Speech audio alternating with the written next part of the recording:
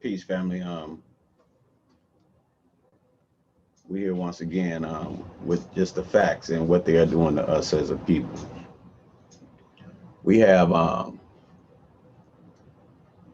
the information, and we all know that we've been completely misled and tricked as a people in this thing they call politics. Um, we've been supporting the Democratic Party for years as people of color. And our biggest misconception is that they're for us. Well, in actuality, I'm doing a series of Andrew Johnson and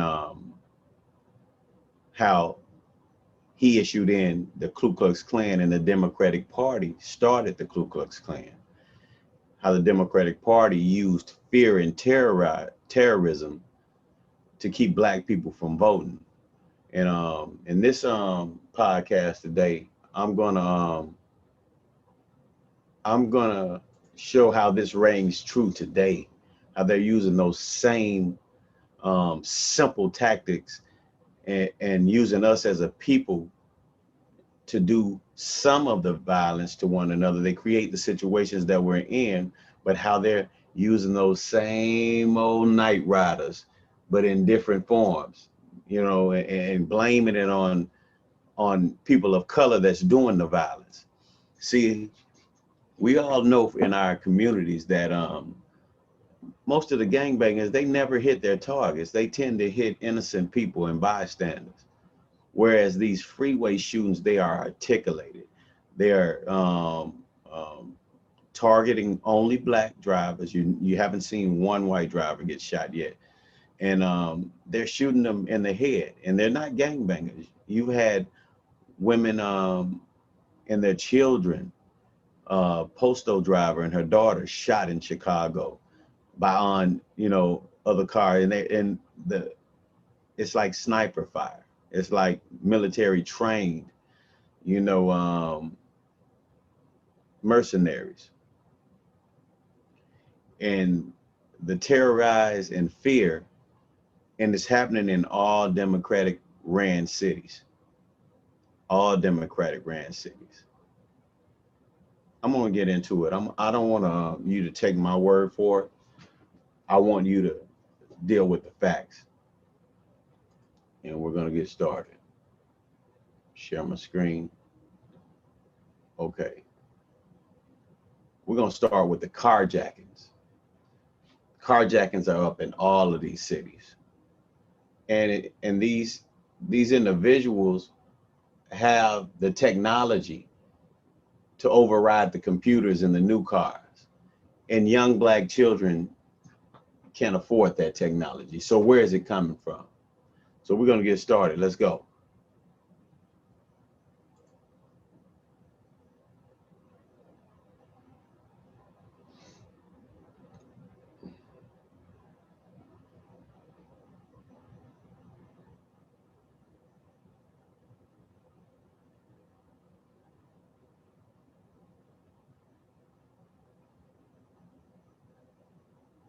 This broad on daylight, folks.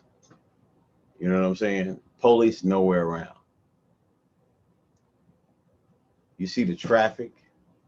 Because of the number of shootings we've had in the Atlanta area, a lot of you are obviously concerned. And you can see why they're really concerned. Several of comments on our 11 Live Facebook page comparing Atlanta's.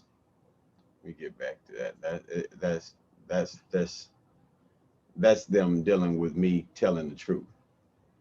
In the first 2 months of 2021, Chicago has already reported more than 350 carjackings. Here's a story on our instant summer warm-up. Temperatures in the middle 80s, a slight chance of a couple. I'm sorry, y'all. They control our computers and everything. Y'all must know that by now. In the first 2 months of 2021, Chicago has already reported more than 350 carjackings. The city's police department reported there have been 352 carjackings from January the 1st through March the 2nd. It's a startling statistic in just 61 days so far. 61 days. Come on, family. Near the end of January, Chicago Police Superintendent David Brown said that there had already been 144 carjackings in the first month of the year. In 2020, 1,417 carjackings were reported, more than double the number seen in 2019. On February 1st, police said the city was on pace to see 1,800 carjackings this year. Okay, this all started with the pandemic, right before the election. You see what I'm saying? The Democrats have been using fear and terror attacks to put fear in people of color to keep them from voting or to vote their way for years. For years, it's never changed. It's never changed. And we have to open our eyes to the reality that we're living in and start retracting our resources from their communities and start living for us as a people, as a whole, not individuals, because we're not going to make it. We're going to keep losing our children, and one day it's going to come knocking at your door and you're going to want somebody to help you. You have to open your eyes and realize that these people are not for us. And these tactics are meticulously, and they use blackface, meticulously orchestrated, and they use blackface to rock us to sleep. Now we have 2 black female mayors, one that they ran out the city already, and she's hurt behind it. That's Atlanta. But we're going to share the statistics between Atlanta and Chicago right now. We're going to listen to Chicago, the freeway. Black people aren't safe on the freeway. We're going to let this go and let you hear this one. Let's see if we get it right. Person is dead. Several others are hurt after a shooting on the Eisenhower Expressway. It happened very early this morning. A portion of it remains shut down as Illinois State Police investigate. ABC5's Lisa Chavarria is live near the Eisenhower. Lisa, this is a really big problem in Chicago this year.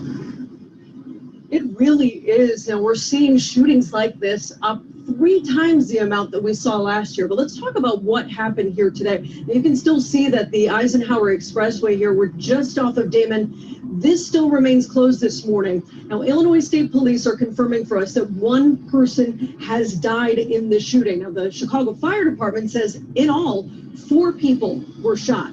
Now, you can see at least 2 bullet holes in the passenger window of this car. This is that vehicle that's just off of the exit ramp. Now, the shooting happened around 12:30 this morning in the outbound lanes leading up to the Damon Avenue exit. Now, you can see the car on the median just off of the exit ramp. The fire department told us at least 1 person was initially listed in grave condition. That person has died. And 2 others were critical. A woman was also taken to Stroger. All of them were taken to Stroger, I should say. And her condition was stabilized this morning. Now, the fire department also says that another person was hit by a vehicle at the scene, was in good condition. We're working to still find out details about that. We have not been able to get that just yet. But take a look at this. We also saw on the expressway a red SUV with what appears to be a bullet hole in the windshield there. The vehicle was still running on the expressway. Another SUV was also sitting there. You can see it had its door flung open. Now we're back out here live here on the Eisenhower, just over the Eisenhower Expressway, and you can still see no traffic going through at this point while police are still waiting for a tow truck to arrive to take away the vehicle that was there at the exit ramp. That was the one that we showed you. So, of course, this is causing a lot of problems when it comes to traffic.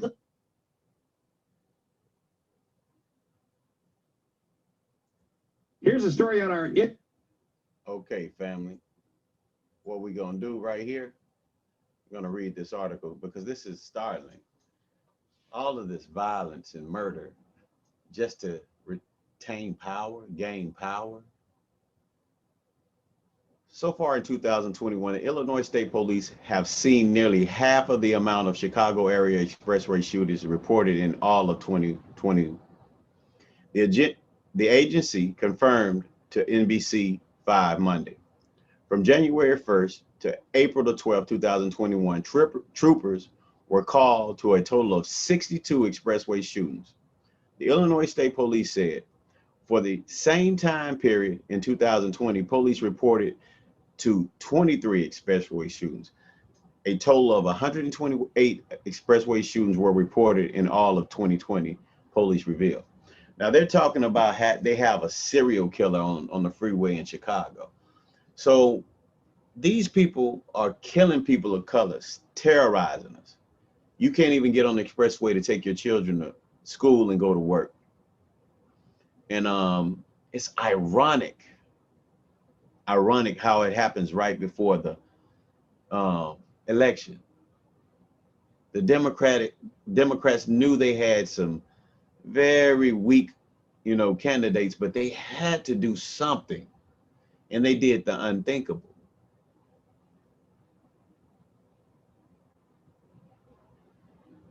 People will do anything for power, and it's hard for us to sit here and just accept this, accept the murder, accept our children being mentally. Because of the number of shootings we've had in the Atlanta area, a lot of you are obviously concerned. And you can see why they're really concerned, sir. I got to go ahead and get to this. I'm baffled about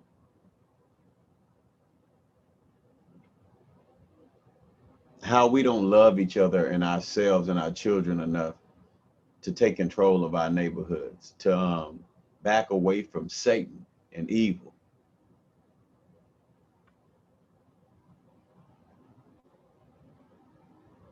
It's really hard for me.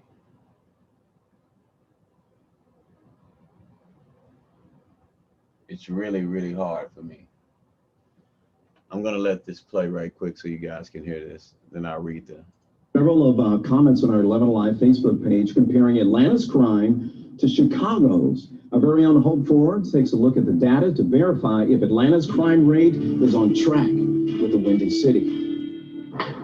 When we posted about this weekend's violence on our 11 Alive Facebook page, many comments like this one poured in about the city of Atlanta. Another Chicago. Atlanta, aka the new Chicago. Is Atlanta trying to outdo Chicago? So we set out to verify, is Atlanta's crime rate worse or close to Chicago's? To verify, we went straight for the data. We pulled violent crime data from the Atlanta Police Department and the Chicago Police Department for the same time period in 2020 and 2021. Now, Chicago is bigger than Atlanta. There's more than 2 million people in Chicago compared to Atlanta's 500,000. So to make the comparison even, we only looked at the cities themselves, no metro areas, and we looked at the crime rate per 100,000 people. And you can see here, at this time in 2020, Chicago had 160 murders, 650 shootings, and 578 aggravated assaults. In Atlanta, for the same time in 2020, the city saw 29 murders, 172 shootings, and 626 aggravated assaults. But if we adjust for population and look at how likely you are to be a victim per 100,000 people, you'll see the likelihood of being murdered is equal. Both have 6 per 100,000 people. But in Atlanta, you're more likely to be a victim of aggravated assault and shootings than Chicago. For 2021 so far, Chicago's had 195 murders, more than 800 shootings, and more than 1,500 aggravated assaults. In Atlanta, it's 44 murders, 243 shootings, and more than 800 aggravated assaults. Again, adjusting for that population, in Atlanta, you're more likely to be a victim of murder, shootings, and aggravated assault than Chicago. So just based off the data, while Chicago has more crime, you're more likely to be a victim of certain violent crimes in Atlanta. All right, thanks a lot, Hope. If there's something you want us to verify, send us an email at verify@11alive.com. That's per population. And it's sad because these are our children that are dying. They're our children. And they're all in black ran cities, Democratic ran cities with black people at the helm. Black face at the helm, I'll say. They give you your leaders, and then they ostracize them, use them up. They've been using the same tactics for years. Atlanta. Because of the number of shootings in the city of Atlanta recently, a lot of people are obviously concerned. 19 shootings and 6 deaths in 1 week are enough to leave most people on edge.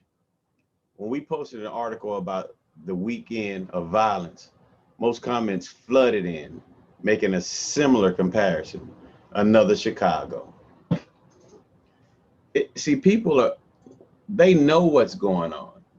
You see, Atlanta is a city in Georgia, but it's a Republican ran state. So the Republicans and race soldiers, they ain't having that in Georgia. So they said, we got to get this out of office. And this was her press conference. What's next for me personally and for our family? But what I do know is that this is a decision made from a position of strength and not weakness. I've raised the money. I had the most successful fundraiser of any mayor in the history of this city with President Joe Biden. I polled it. Nearly 70% of the people in this city still like me. If the race for mayor were held today, I would win this race without a runoff. That's not me making it up. I've seen the poll numbers. And even with all of those things that I know to be true, and I know what I could do, just because you can do it doesn't always necessarily mean that you should do it. I can be mayor again, but there's a reason that there are elections every 4 years. And in the same way, the people have an opportunity to make a decision every 4 years. Candidates also have the opportunity to make a decision. And the decision that I have made after thoughtful prayer and consideration is not to seek another term as mayor of this city. You see, you can look in her eyes and you see the truth. They made The best way to meet you. They made her step down. They made her not run for re-election. They created all of this terror in her city.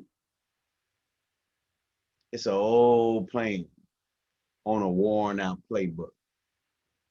You're playing in the same conference that you've always played, and you're running the same 2 plays that you've always ran. New coaches come in, they watch tape, they analyze. That day is not over, it's over. We're not going for it anymore. We see you. We see you. The covers have been snatched off of your blank, blank, blank. We see you. Atlanta Mayor Keisha Lance Bottoms announces that she would not seek re-election. Shocked many in her home city and Democrats around the country, but she insisted at a press conference on Friday that the decision was a long time coming.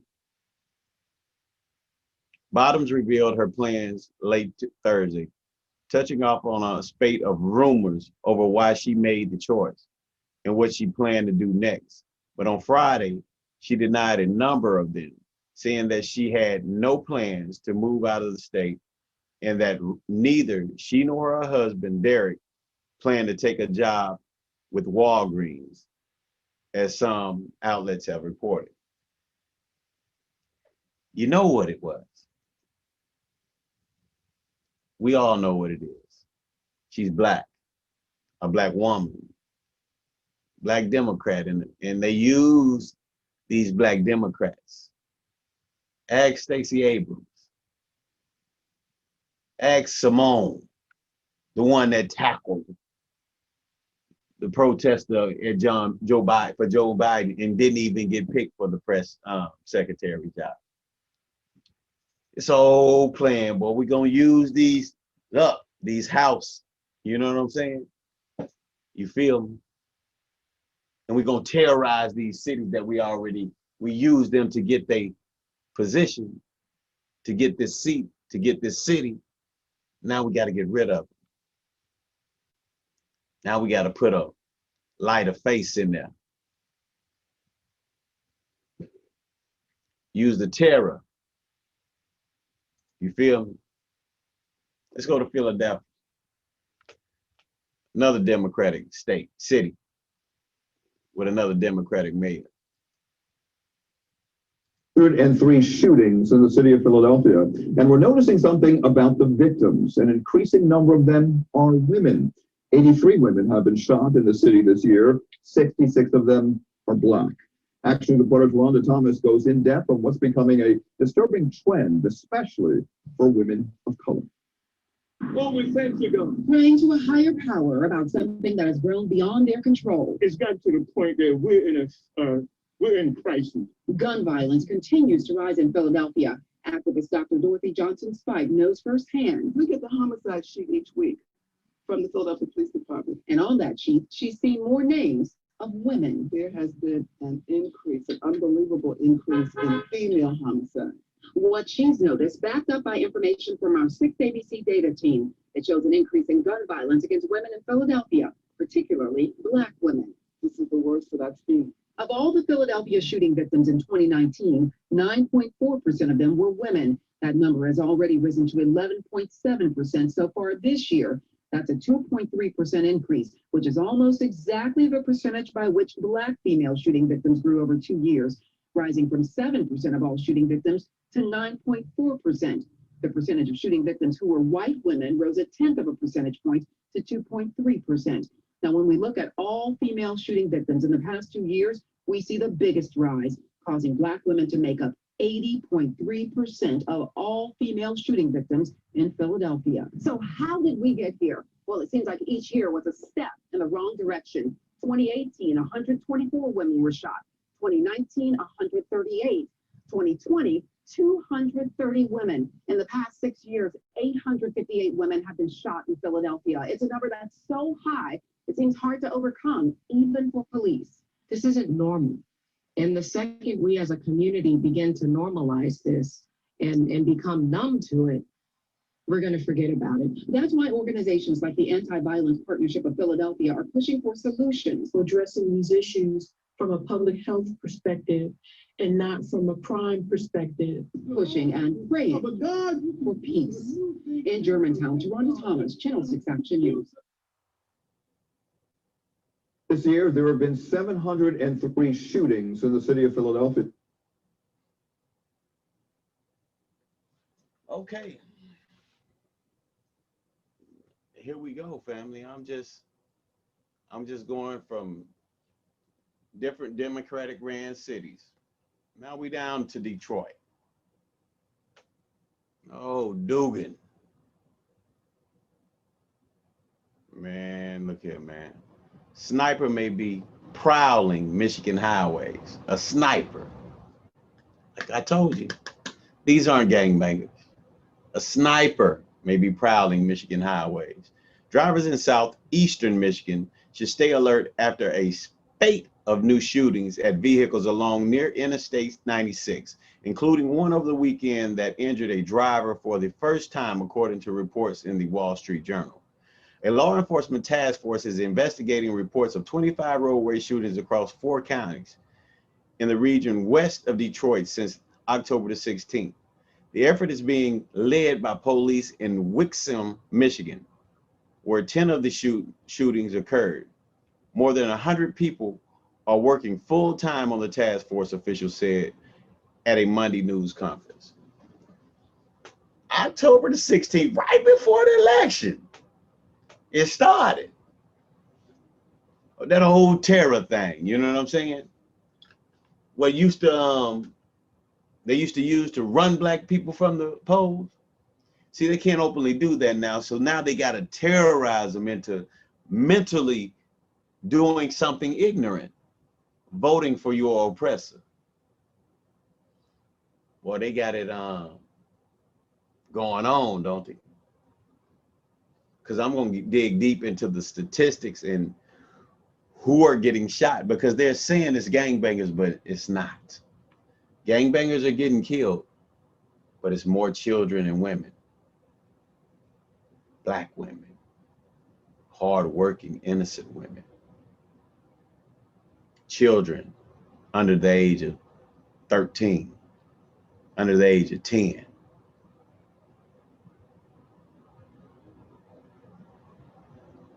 And who's more likely to be traumatized? The Black woman, the one that's gonna go vote for the Democrat. I gotta get this, oh, Trump and this, you understand? We just gotta get him out. I don't care what we do. It's just our communities. But you're not paying attention. You're not looking at the real corporate. You see, Satan is the master of deception. Let's go to New York. New York PD announces citywide crime statistics for March 2021.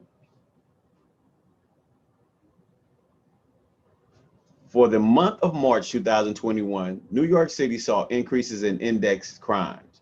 With an exception of robbery and burglary, overall index crimes rose 2.1% compared to March 2020, driven by a 36% increase in murder. 34 versus 25, and a 35.1% increase in grand larceny auto, carjackings, 666 versus 493. There was an 11% increase, 11.8% decrease in robberies in March 2021, and an 8.5% reduction in burglaries compared to the previous year. Felonious assault saw a 0.9% increase compared to 2020. And shooting incidents increased to 99 versus 56 in 2020, a 76.8% increase. See, it's murder. It's violent crimes that increase. Violent crimes. Combating gun violence in New York City remains a central focus of the New York Police Department. For the month of March 2021, there was 492 gun arrests citywide. This is an increase of 66.8% compared to March 2020, or plus 197 arrests. Patrol Borough Bronx and Patrol Borough Brooklyn North are leading the way with 162 and 113 arrests, respectively. As always, the New York Police Department continuously deploys personnel to areas experiencing an uptick in violence. Additionally, precision policing allows investigators to build a strong case against those very few criminals who are the persistent drivers of violence. You got to realize, family, it's only carjackings and shootings and murders. You know, that lets you know that it's not our community, because there's no burglaries, there's no they said robberies are down and burglaries are down. See, we got a lot of poverty in our community, and that's what drives the violence in our community. See, this new thing of murder and carjackings, it ain't coming from us. It ain't coming from us.